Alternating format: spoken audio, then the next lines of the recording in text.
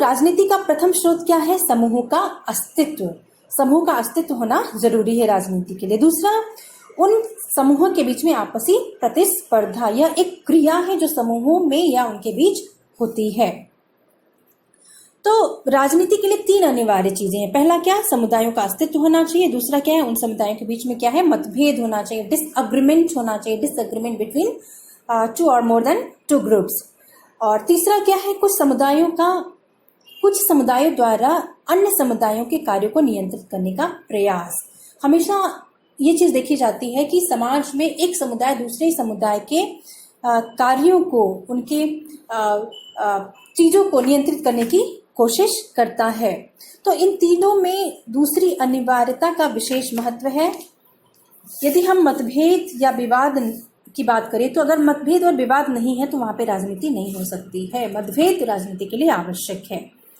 Burton juvenile ने विवाद को ही राजनीति की जड़ माना है। उनका ये कहना है कि विवाद राजनीति की जड़ होती है। अगर विवाद नहीं है तो राजनीति नहीं होगी।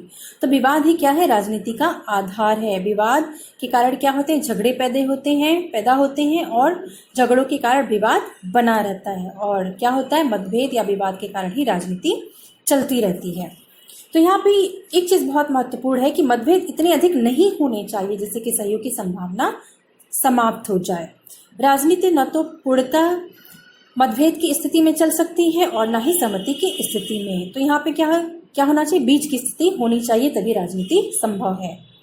सेल्डन वोलिन ने बताया है कि राजनीति एक ऐसी प्रक्रिया है जिससे हम परिस्थितियों के अनुसार दूसरों के साथ ऐसे संबंध स्थापित करने का निरंतर प्रयास करते रहते हैं जिनसे अपने लक्ष्य की अधिक से अधिक पूर्ति हो सके।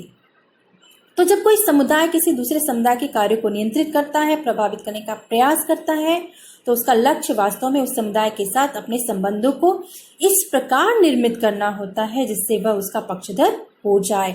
मतलब कि जब एक समूह दूसरे समूह के साथ संबंध स्थापित करता है तो वह यह कोशिश करता है कि सामने वाला जो समूह है उसके समूह में उस कन्विंस हो जाए, उसका पक्षधर हो जाए।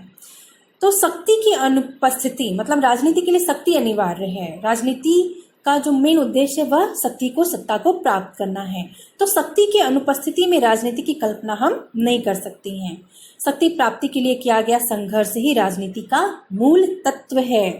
राजनीति उस प्रक्रिया के अतिरिक्त और कुछ भी नहीं है जिसके द्वारा शक्ति को उपार्जित किया जाता है, शक्ति को प्राप्त किया जाता है, उसे कायम रखा जाता है, उसे प्रयोग में लाया जाता है और उसे विकसित किया जाता है, उसे बढ़ाया जाता है, शक्ति को बढ़ाया जाता है। यही राजनीति का लक्ष्य है।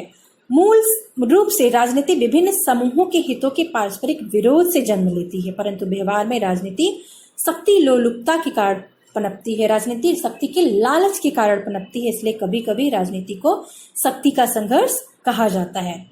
कर्टिस ने कहा है कि राजनीति शक्ति और उसके उपयोग के बारे में एक संगठित विवाद है जिसमें प्रतियोगी मूल्यों, विचारों, व्यक्तियों, हितों और मांगों के बीच पसंद निहित होती है।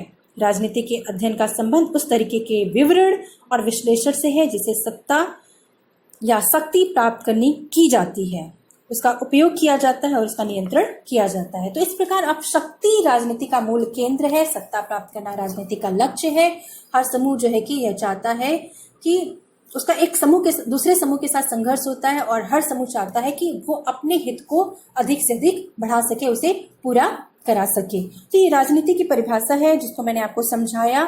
नेक्स्ट जो ऑडियो में बनाऊंगी, लेक्चर बनाऊंगी, उसमें मैं आपको अंतर्राष्ट्रीय राजनीति की परिभाषा, उसके अर्थ को समझाऊंगी। और आप लोग रीडिंग पढ़ लीजिए और ये जो लेक्चर मैंने बनाया है उसको सुनिए, उसको समझने का प्रयास करिए। धन्यवाद।